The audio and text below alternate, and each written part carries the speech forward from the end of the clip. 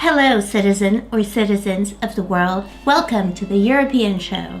It's your new one-stop shop for transcontinental politics, society, and the occasional scandal or scandals.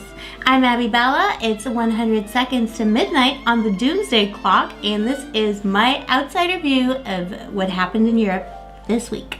Let's take a look. Israel is the order of the day, the week, the month, the past 2 centuries. Carnage. Definitely carnage. More carnage, a lot of carnage. Israel is definitely doing ethnic cleansing. It's doing a lot of things, and it's been doing it for a long time. It's just the situation has blown up. And it's a good thing in the sense that, at least this time around, I feel like more people are coming around to the idea that maybe Israel doesn't have a license to kill, even though they think they do. And this is a good example. There's like a switch in the media. Like, there's been a little bit of a turn. Like these conditions of possibility have been kind of open for something a little bit more, a little bit less biased in terms of that kind of a debate. And it shouldn't even be a debate. But let's take a look at what's been going on in Israel.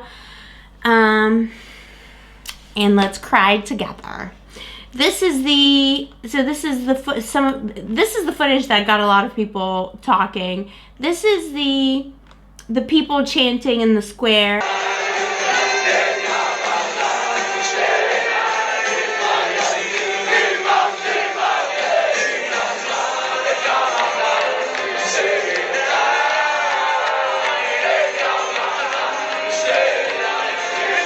I don't speak Hebrew, but apparently they're chanting, "May their names be erased." Charming. It is spectacular footage. This kind of stuff happens obviously in the region all the time. This is like 100 years of unrest.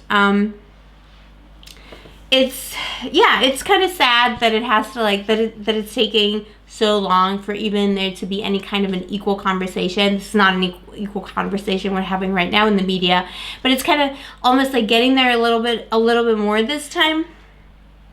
And it's just sad. Like, it's so depressing. I want to cancel humanity whenever I think about this. And it's this kind of, the trope is so simple and in many ways so vulgar. The alibi for genocide is to be the victim of genocide, and then it's all okay. And the propaganda and the Israeli marketing is incredible. I want to view, if you think, if you're offended by what I'm about to say about the state of Israel, remember, I grew up loving the state of Israel too. I thought it was the best thing in the world. I thought it was amazing. I loved it. Israeli kids were my friends, and they still are. But I thought that the bombs you saw kind of going in were from the evil terrorist people who were throwing the bombs because they hated poor Israeli children. But then I grew up, and I started reading books and stuff. So the kind of it's heavy, the amount of propaganda that is out there that is all consuming. And this is not to say that organizations like Hamas are innocent snowflowers. This is a long history of animosity. At the end of the day, you're talking about a nation state that was made up out of nowhere, based on some religious scribblings from thousands of years ago. And you have a people implanted into a place that was already inhabited by other people. That sounds pretty bad to me, and it sounds like trouble. So not to say that all Palestinian organizations have always been innocent, but it's at the foundation of the situation, there's an imbalance of power. And not to mention that Israel, the reason why Israel is so powerful is because we need Israel as Euro Anglo-America. We need Israel in the Middle East, as basically a military buffer and base, and that's why that's there. And the mess continues, and I just don't see, there's just no end to it. After all this time, is there even any kind of a solution that would be satisfactory with the amount of hate that's going on? I'm really frightened by what's like the Israeli mentality on this. I'm terrified by it, and I guess I'm like extra sensitive to that because I'm speaking from Europe, and a lot of things happened in Europe, and those things happened in Europe. The systematic killing of people, the hatred, the way that a lot of Israeli children talk about Palestinian children, sounds to me a lot like Germany in the 1930s. And yeah, I'm sorry, like if it's like beating people over the head with this, but it's like that. But that is exactly what it sounds like. Like, just change the name. Just change the name. And it's the exact same narrative, and it's the exact same situation. So yeah, people seem to be more receptive, but it is very, very, very scary. And in terms of the European Union angle on this, Israel is like in many ways, like spiritually, in terms of military allegiance, all kinds of things, it's kind of tied to the European Union and definitely to Europe. It's like it's an associated state of the European Union. It's kind of like the child of it's like the child of Europe, really. And if it hadn't been for Europe, none of this would have happened in the first place. And we're like responsible. We're all responsible globally for this situation and for the people of Palestine. And I don't know, like, you know, I want to make some jokes about this, inappropriate jokes about what to do with Jerusalem and what to do with Israel. I don't want to offend people, but I probably will anyway somehow. But like, you know, like just like get rid of that land. The only solution I see to this ever is like there's so much hate and so much animosity and tension in like a place like Jerusalem, for example, is just like it's a viper's nest. It's always been a viper's nest. Just nuke it, get rid of it, and start again, build again, start again. Find other places for people to live. I don't know, but it's just like this is never going to be resolved. And if it is going to ever be resolved, this is going to be resolved to the detriment of the Palestinian people. They don't have the Israeli lobby. They don't have the power. They don't have the money backing. And there is no way in hell that America, the USA, will back Palestine ever. And whatever like the progression will be in this situation, every year, every decade, it's going to be more and more systematic and more genocidal until one day people are going to wake up and they're going to be killed. Like all of them will be killed. And states like, you know, like in Europe, there's like some obvious offenders when it comes to Israel. Germany, I obviously blame Germany for Israel. I blame the complacency of Germany too, because like from a human rights standpoint, obviously what's happening in Israel has always been happening, is a crime against, this is a crime against humanity. Netanyahu is guilty of that. He should be tried at the court of International Court of Human Rights. Him and others. It's dreadful. But Germany is never going to be able to not back Israel for obvious reasons. And it's a kind of double bind. It's this constant double bind. Well, because we're victims of genocide, therefore we should bring genocide. Like, I don't know who came up with, like, how it became even some, like, how that ridiculous argument became okay in the marketing schema of Israel. But I guess it did. And it just makes everything more icky. But it should be the other way around, you know? We should judge Germany and Israel. Like, if you aren't understanding that what you're doing is genocidal, if you don't understand that what you're doing is a crime against humanity, then who else will? Like, if you people of all people don't get that this is wrong and it's like repeating history, then we're just lost. We might as well just cancel ourselves immediately. I'm canceling humanity. You're canceled. You're canceled, people. We failed. We failed as a human species. We didn't do our job. We failed. Yeah, so it's terrifying. And it's this kind of like politics and like it's this like economy of guilt that a lot of kind of post-colonial relations can be burdened with and like in a non-productive way. And Israel is like kind of colonial and post-colonial in all kinds of like weird, unusual ways. But one of those ways is this like unproductive guilt of like because of the sins of the past, there's nothing we can do today. And it's despicable. So, while there's an opportunity to talk about this, even though it is despicable, let's talk about it as much as possible because it might actually bring some illumination to the topic this time around. The problem, of course, with talking about the situation is that a random woman on the internet, like myself, whenever she speaks out against Israel or criticizes certain Zionist intellectual trends and certain ways of doing Zionism or Zionism itself, a random bee on the internet like me might be accused of anti-Semitism, and that is a very tried old trope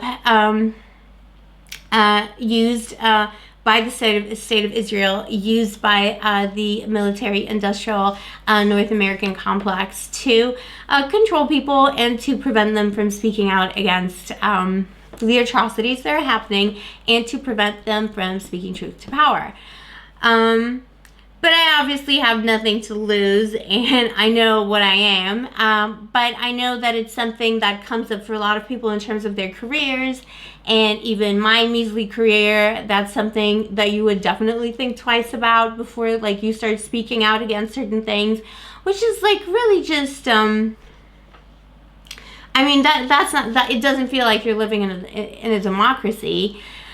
And it shouldn't be this way. And there's like a whole paranoia around it. And most people, let's face it, most people aren't like deep in the news and deep into politics. And this is not a critique of most people. It's just like, that's just how it is.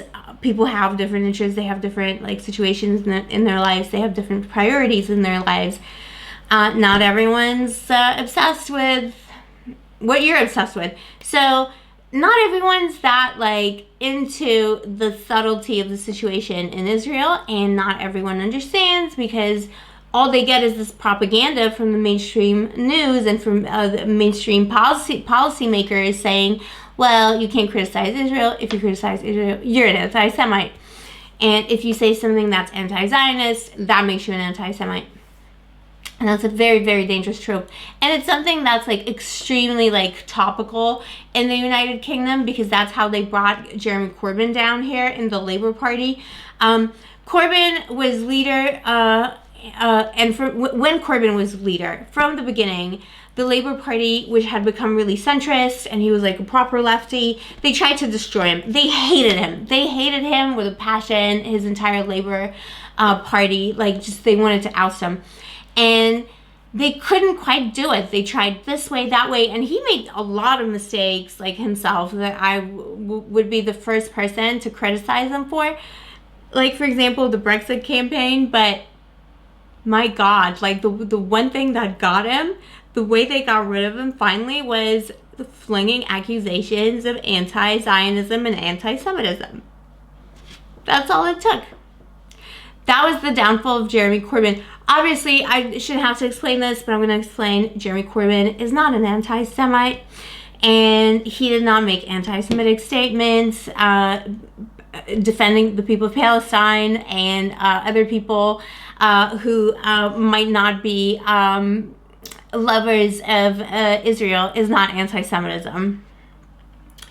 And there was like a whole thing, I'm not going to get into like the labor situation in the United Kingdom, but that was like the one like that reason worked, and people unquestioningly were immediately put off of it. And unfortunately, a lot of Jewish people were put off of it, and for good reason, because the BBC and the mainstream media were telling them that Jeremy Corbyn was an anti-Semite, which was incredibly unfortunate. It should not be the case that we have these like sacred cows of like, well, you can never criticize the state. And also, what's with this like conflation of like the state and the heritage and the religion and the culture and whatever it is that people want to like identify as their significator of Jewishness? I really don't see the connection. What's Netanyahu got to do with the Jewish people, or like what missiles he sends to Palestine? It's like we love Israel, this bizarre religious state. We love it. It's a literal ethno state, right? That's definitely the solution to thousands and thousands of years of persecutions that ended in a Holocaust. Yeah, the way to counter obsession with ethnicity and rounding people up according to their characteristics and then eliminating them, the way to deal with that is to get all those people with those characteristics in one place and then be obsessed with these characteristics and perpetuate these mythologies of some kind of a purity of race for the rest of humanity. That's like the best way to counter fascism, is to become a fascist yourself. Lovely, charming. And yeah, so just to be clear, I'm not an anti-Semite. I do oppose to the practices of the Israeli state. I'm not even anti-Israeli state necessarily, but I'm anti the way that the Israeli state was implemented, and a lot of people agree with me. And I think it is definitely dangerous that we can't speak. Like, there's like this whole paranoia about it, you know, like you can't say anything, immediately people react. Just like you, in the United Kingdom too, there was like, this like feud. I'm not even in that feud. I don't want to get into it. And I don't want to say it. I almost don't want to say it because I don't want to get like into it. But there's this like feud about this trans charity for trans people, mermaids, and some people were criticizing the way that it works. They weren't criticizing that it was like a trans charity. It was like different people criticizing it for different reasons, basically. But because some of the criticism was motivated politically, you couldn't make like a proper, like you couldn't make an honest criticism just of the running of the charity, because it then became this like political thing, and people were like, whoa, anyone who says anything against this charity is a transphobe, and you want to kill trans children and should burn in hell, turf. And it became that kind of thing just because some people who criticize these charities do have bad intentions in mind, but some people might be parts of those charities, or they might be allies, or they might be workers in the social sector, and they're making valid critiques about just like the runnings of the actual institution, and they would be totally eaten alive for saying like that thing, because it's the same with Israel. Like if you say something against Israel, are you an anti-Semite? You Charles better burn in hell. Like it's just so bad. It's like disproportionate and totally wrong. And just to prove my point, I'm going to use someone.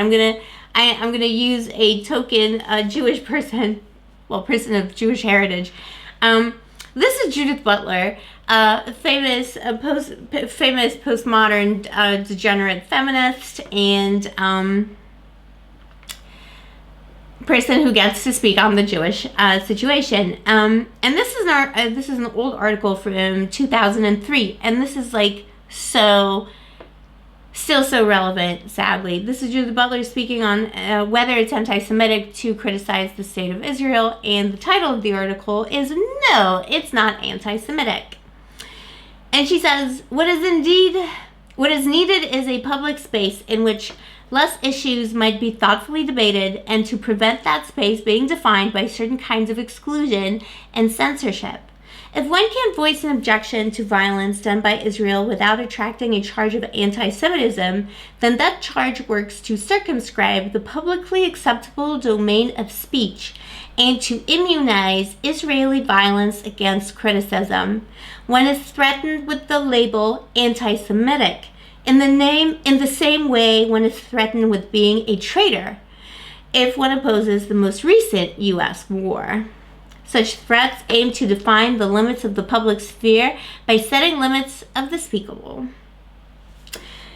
Yep, she's right. That's precisely how it functions. That's how it conspires against us. We must always speak out. citizens of the world, we must always speak out. Always speak the truth. As Albert Camus says, and Albert Camus is the patron saint, spiritual patron saint philosopher of the show. My favorite dead French philosopher.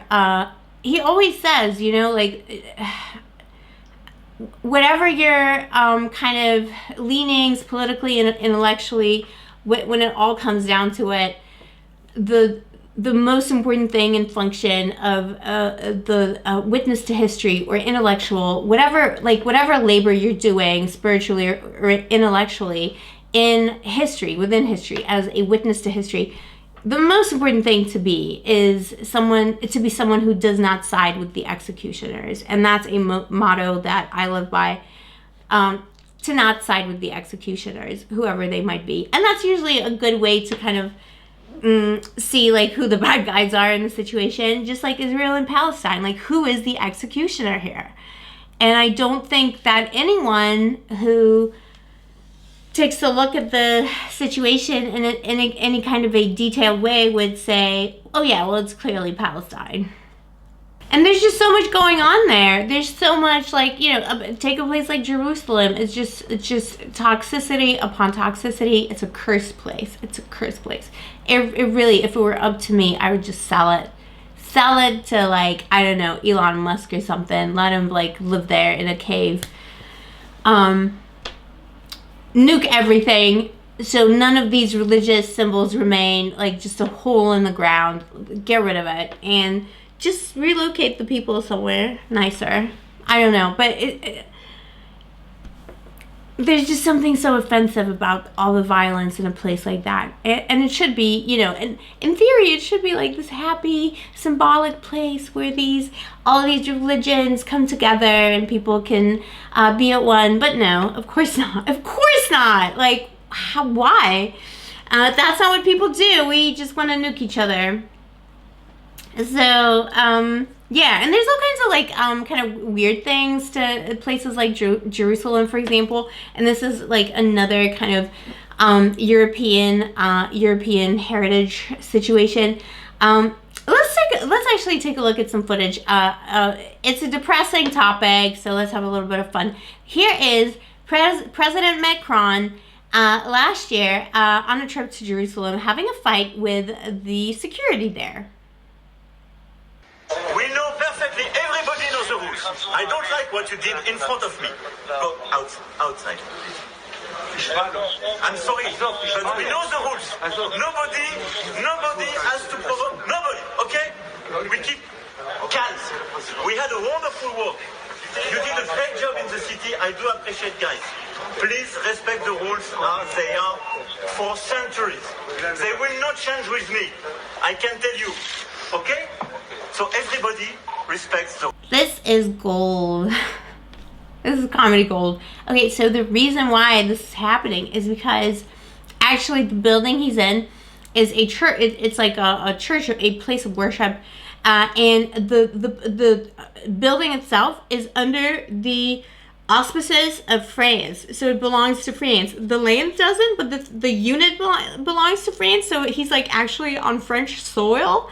It's like a complicated thing, and that's not just like one place in Israel. There's like 4 different places that belong to France that are actually France in Israel, but not really France. It's hilarious, and apparently this is not the only place in the world. France has loads of little units in different places that like qualify as French, which is like hilarious, but.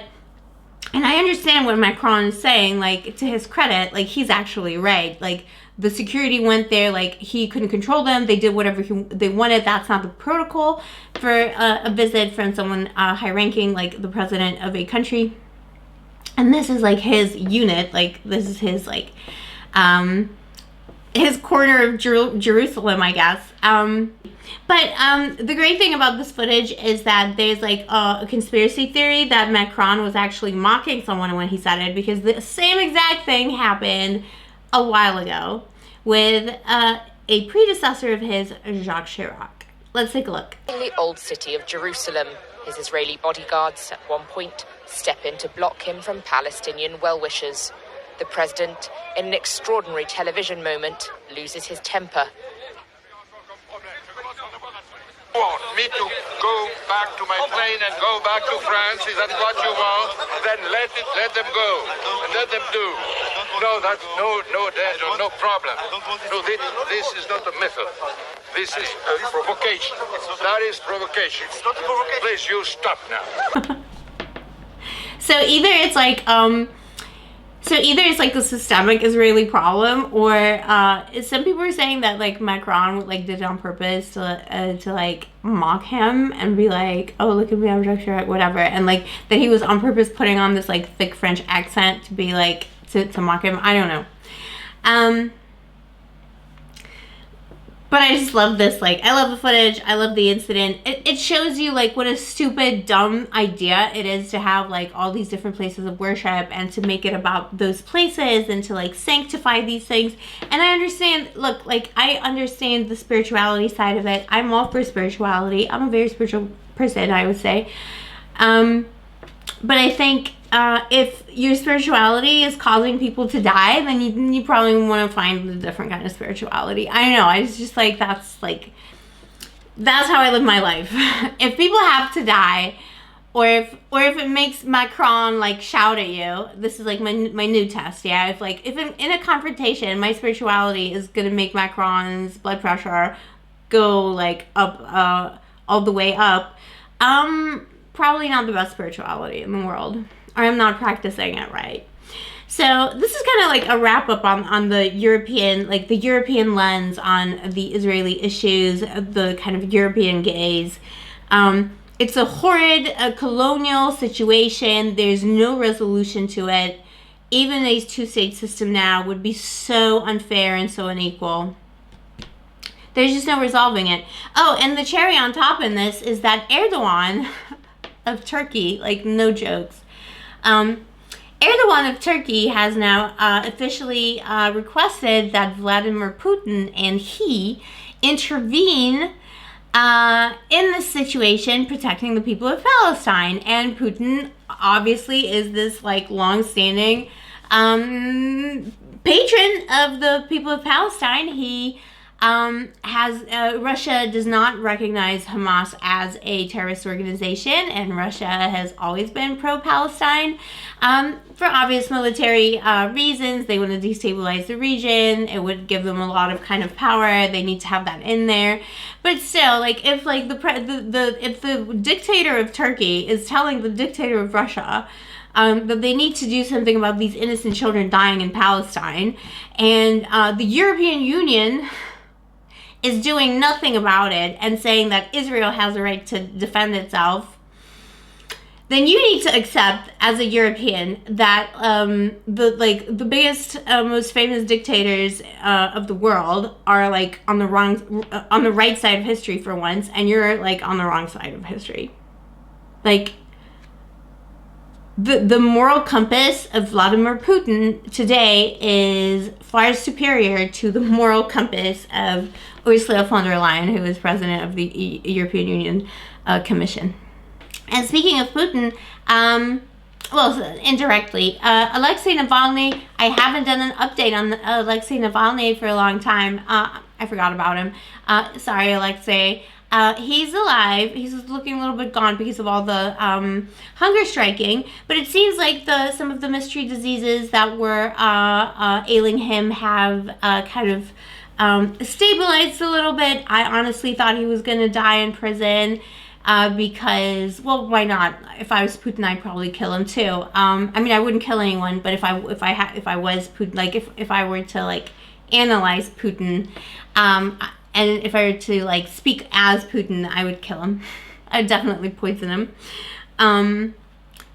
But I don't know, maybe Putin's getting a little bit soft in his old age. Who knows? So Alexei Navalny is still alive, but still got like a long time to serve in prison. So who knows what might happen. This may just have been like a decoy or a foreshadowing. And other good news is that Alexei Navalny has been reinstated by Amnesty International as a prisoner of conscience. He'd lost that status for a while because of some connections that came to light a few months back regarding his connection to some far-right organizations in Russia. But the problem with this, these kinds of allegations is that it was a long time ago. He was just kind of up and coming, and he happened to be speaking with or through platforms inhabited by these like right-wing fascists.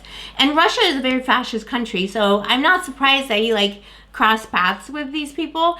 And even if he had been a fascist himself and then had repented and kind of transformed into a freedom fighter, I don't see a problem with recognizing someone's current humanitarian work and someone's current resistance to oppressive power, despite a bad past, if they've transformed themselves from that past and distanced themselves from that past. I'm all about transformation and change. We all change all the time. Why not give people the opportunity to have these spectacular transformations? So Alexei Navalny is reinstated into civilization as a prisoner of conscience and still alive. Well done, Alexei. I feel like every time I talk about Putin, I say he poisons people, and I feel like he's gonna poison me someday.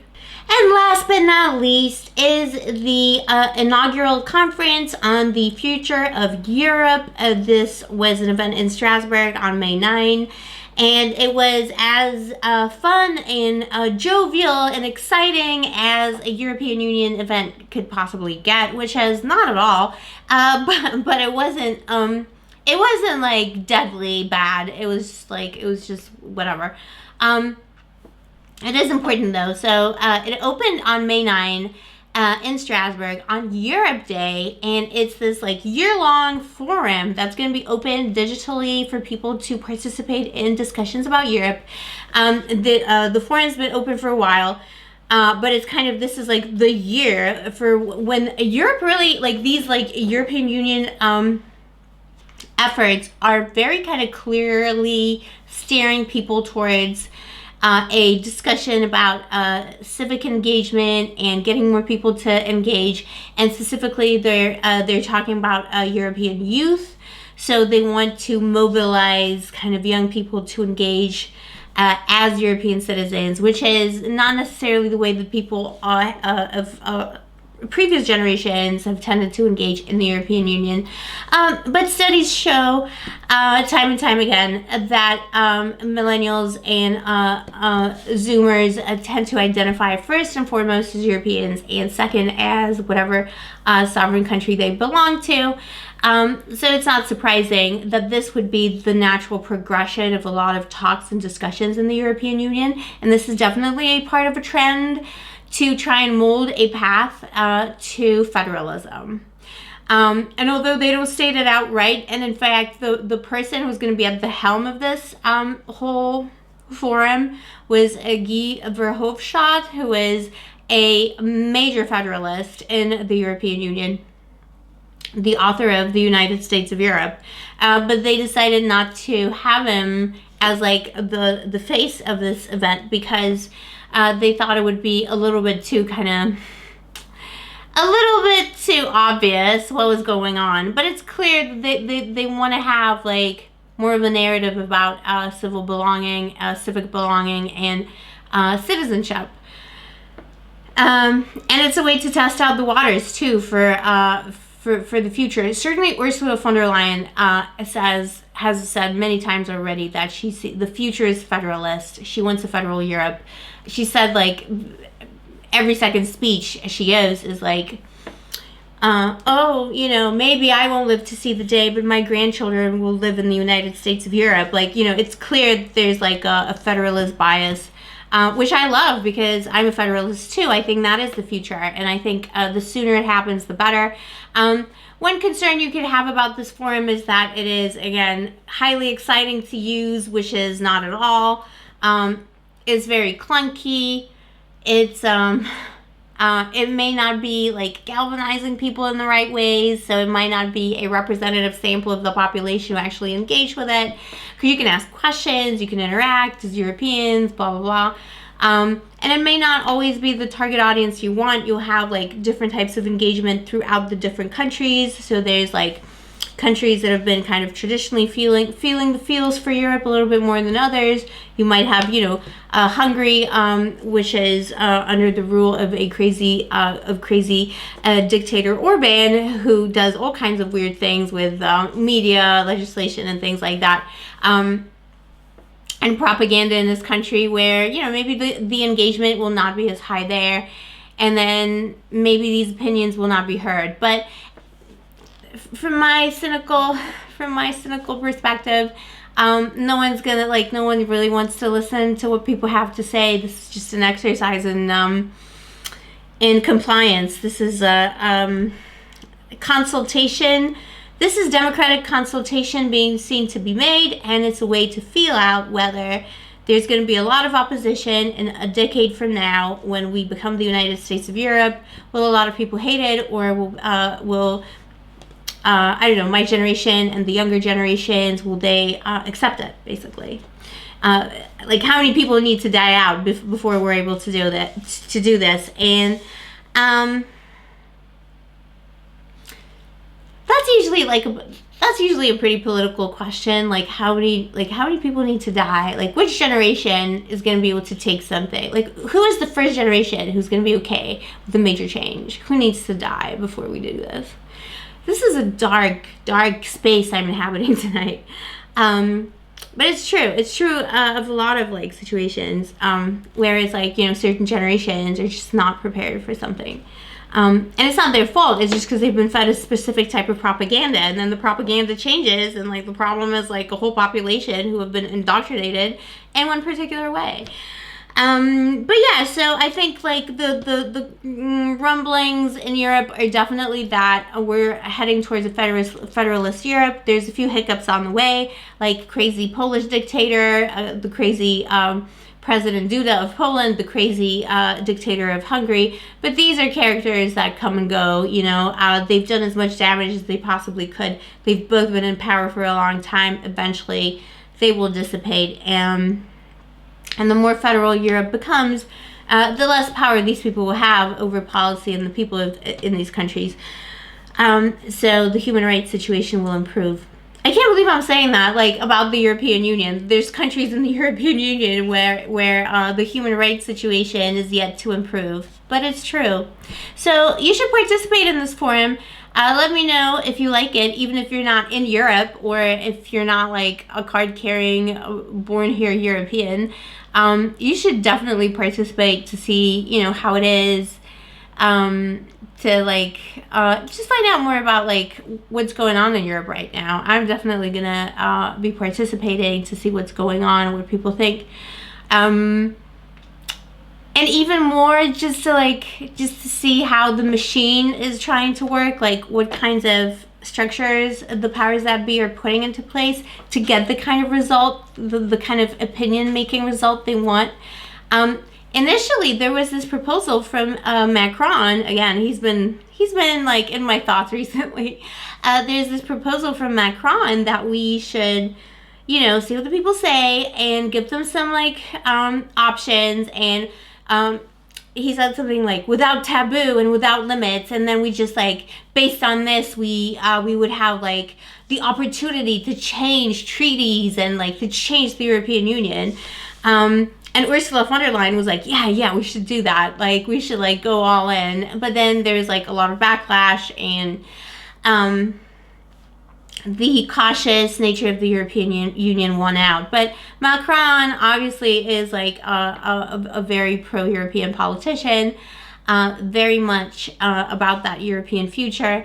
I cannot stress this enough. I detest the fact that his treatment of women is despicable. His treatment specifically of Muslim women, but in terms of the future of Europe and pushing that through, he's been pretty much one of the efficient people, one of the personality people in Europe, one of the people who are going to, in some way, maybe indirectly, but he will definitely be one of the architects, whether we like him or not, of a future Europe.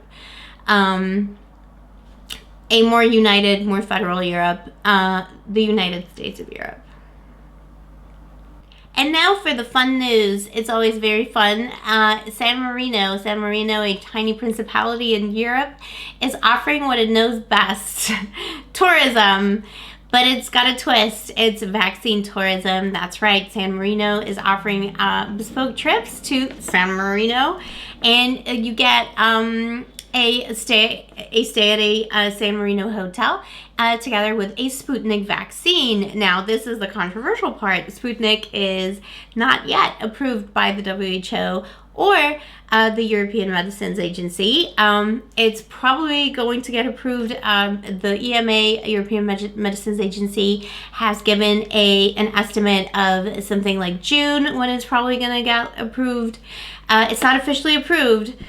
And there's like a whole bunch of drama about Sputnik because some European countries ordered it and some didn't because they're waiting for it to get the okay. Some people are willing to take the risk. It's a bit of a mess. But San Marino is willing to take that risk. And they're giving you that Sputnik. It's hilarious. It's hilarious. It's also hilarious that Putin called it Sputnik. Like, here I go talking about Putin again. But, like, he's like, I know it's like so in your face, like on the nose, the things he does, but it's just like so brilliant. It's like so on brand. The fact that he called it a Sputnik, he might as well have called it like secret Russian spy.